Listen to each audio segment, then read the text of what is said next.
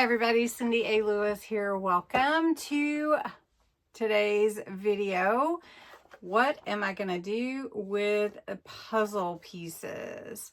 Well, let's give it a try for our junk journals. Yes, puzzle pieces. So let's see what we can do with them. And let's just jump right in. Don't forget to enter the junk journal kit giveaway, my first video. Link below, check it out, and let's jump in. All right, these puzzle pieces are this puzzle is from Dollar Tree. I think you could probably use any puzzle. I am not going to use it for a puzzle, but we're going to upcycle these into something else. And there are 24 pieces, so we have a lot of opportunity here to play with these puzzle pieces. So I'll tell you what I'm going to do. I'm going to show you how we're going to cover these to begin with, and we will have to let them dry, and then we're going to have a play, let's say, with all the options, well, not all, but many options that we could do with these, and it's going to be a lot of fun. So I'm going to cover these first with some basic gesso. Gesso is a primer, and you've seen it on a lot of things. And I'm just going to cover the fronts of all of these pieces and leave the back the way that it is. So I just need a foam brush, and we're going to go for it. First, we're just going to take this gesso, and we're just going to cover the whole piece. We don't want anything showing through, and it's kind of slick or slickery. So because of that, glues don't hold too well unless you give it something to hold on to. So we're just going to do this to all of these. All 24. Might as well do them all at once, right? So this is just gesso. Gesso's a great primer. And that's all we're going to do to start it off. And I think that's going to be good enough. I don't really think we're going to need another coat. So here we go.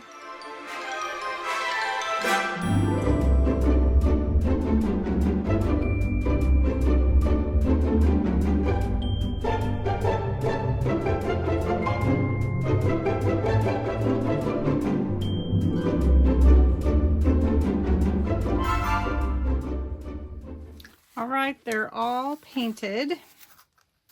And I don't think that they'll need another coat because we are going to cover them up. But we want to let them dry. It doesn't take very long because we put a thin coat. And then we're going to embellish these, and so we can use them in our journals. All right, here's an example of what I'm talking about. Creating from this to this for your junk journals. And it is a really fun project. Like, it is just fun to do. And so I'm going to show you how I got here. And you can use any embellishments that you want. You don't have to put the ribbon at the bottom, all of that. But basically, you're going to put some kind of primer on your puzzle piece. So I use gesso. You could use even paint if you just wanted to paint them. If you had some acrylic paint, that would work. All right, then you're going to want to choose something to cover it with. Like, what kind of decor would you like on your piece? So let's just choose this, okay? And it doesn't matter really, and I'm just going to cut a little piece out. Now I've let my puzzle pieces dry. I'm just going to scoop this up a little bit, move these out of the way, because it's going to take me a while to do 24, but I'm going to show you what I'm doing here. So everybody may do this differently, right? So I'm just going to take some glue, and I'm using Kalal glue. I have a link to it below if you're interested. And you want to get it edge to edge. You could use Mod Podge if you want. You could use tacky glue. You can move it around, but I like to do that with the paper. Just kind of move it around and get the glue from side to side. Okay, so then you just kind of start cutting it out. And one thing that I found that you really can't do very well is all these little rounded edges. So I'm going to show you what I used, a really highly technical piece of equipment to get those edges. So, and I'm just kidding about that. It's really not. It's something you probably have at your house. Well, now my back's okay. It's probably going to be either glued to a page or in a pocket or something. Now for these big pieces here, I cut in like this, and then I just cut around, and then it's easier to cut those little pieces out. And then I'll show you how we're gonna get it all the way to the end, or the edge, all the way to the edge. Okay. Now, what I used and to do that is, and look how cute that is. And if your glue's not right where you need it, go ahead and just put a little bit of glue there and put your piece down. All right. Now it's going to take a second for this to set, but it sets up pretty quick. So I get my emery board or nail file, and I just go around the edges like this. And I want to get as close to the size of the puzzle piece as I can. And you know that these emery boards, nail files, do that for your nails, right? So if you're a manicurist or someone that's a nail tech, you know you can get those filed the way that you want them. Well, that's basically what you're doing here. And so just go around the edges. You can get this all the way in here and just get those points off. And usually it will come all the way off, but you can pull it too if you need to. Now this end was a little bit difficult with that point right there. So I'm holding my finger there to get that. And then these little pieces here, remember those little pieces that didn't want to come off? There we go. We'll get that piece. And there we go. Now it doesn't have to be perfect, at least for me, in a junk journal, because that's not what we go for in junk journals, really. It's for the vintage look. It's for the worn edges. Many edges are torn. So I'm going to use some Vintage Photo Distress Oxide. You could use whatever you like, but I like to go around the edges with ink, and I call it vintagizing. Now see right there, that needed a little bit more glue. So I'm just going to put a dab of glue in there. And then when I push that out, I want to get that extra glue off of there. And that's going to take a second for that to set. So I'll just go around these edges. Now, embellishing this is just as fun as embellishing and altering. I mean, this is really altering puzzle pieces, to be honest. And so it's just as much fun as it is doing it on guest checks or time cards or pockets or anything. So I have some tumbled glass Distress Oxide also. And I just like these. They're fun. You can, you can put water on them and they'll, you know, they'll spot up for you if you want. They're water reactive. So I'm just going to put a little bit of that kind of blue in there. You can see that. And I'll be using those two colors for any embellishments. So let's get a little on this tip here. There we go. Now, if you do want a hole in your puzzle piece, I put this one at the bottom, put some charms. This one, since it's at the top, I'm just going to take my hole punch. And this is a crocodile, a smaller one. than my other big one. And I'm just going to punch a hole in the top here. And this is the fun part, just embellishing it however you want. So what I took was a little bit of washi. Now this washi doesn't want to stick real well to it. I don't know why. So I put a little glue on the back of it.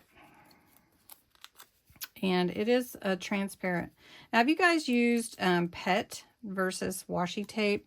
PET tape is more plastic, and washi tape is paper. So in case you didn't know that, I thought I would tell you. So I've been looking at which ones do I want to order from Temu. So I want to make sure I get this down, because I want it to last. And then if you have a theme you're going for, use those embellishments. Now the other thing that I'm going to use is my little ring, you know, like a coffee ring or whatever. And I'll just bring my pad to my stamp. And I'm going to go ahead and do that off the page a little bit. There we go. I just like that look. And then I also like the little splotches here. So we'll put a little bit of that, like droplets. And we'll go ahead and put those on here before we put anything else. All right. Now I have some little people. And these are called people, vintage people. And they're a little bit bigger than the puzzle pieces.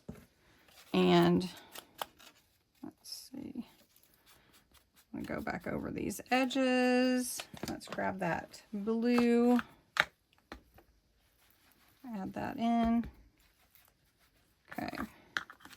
Then we're going to just take one of these little people, and they are, like I said, bigger than the puzzle piece. So I'm going to put it on there, but then I'm going to cut it off. I'm not going to use the whole thing. So let's see how much of this one we want. Probably about half of her. Okay. So we'll just put her here. I may have to glue her too. Okay, so let's cut that about right there. Okay, and then I want to give that some blending there. And then next I want some let's see, a little flower, a little lace. It's just the kind of gal I am. So we've got a little bit of lace. Since these are small, you do have to think about that whenever you're embellishing. So you're going to need little pieces. So let's just crinkle this up a little bit. And let's put it over here. Put some glue. And this is, it's going to go through that pretty well. And then we're going to put glue on this flower. And I'm going to put this flower on top. And I'll just hold that down for a minute. Then I want to put some words on here. Okay, so we're going to put Live Simply here. Let's move it down just a little. Let's put it right. Oh, I'm trying to play with this where I put it. Okay. And then for this one, now you could add as much as you want. I'm going to take my little paintbrush, and I have some paint over here. You can't really probably see it, but I'm just going to give a few little white dots on top, you know, kind of lightly put some extra on there. And then I'm going to get some ribbon, and we'll just go with the blue like we did on the other one. And this one, I'm just going to put it at the top like a tag here, push it through. And isn't this fun? Oh my gosh, I could just keep working on this and having fun with you. But we'll call it a day for this set, and then maybe we'll embellish some more. Give me a thumbs up if you'd like to do some more embellishments on these. And if you have a specific theme that you'd like to see some embellished puzzle pieces, put them in the comments below and we'll go for it. Okay? Thanks so much for watching.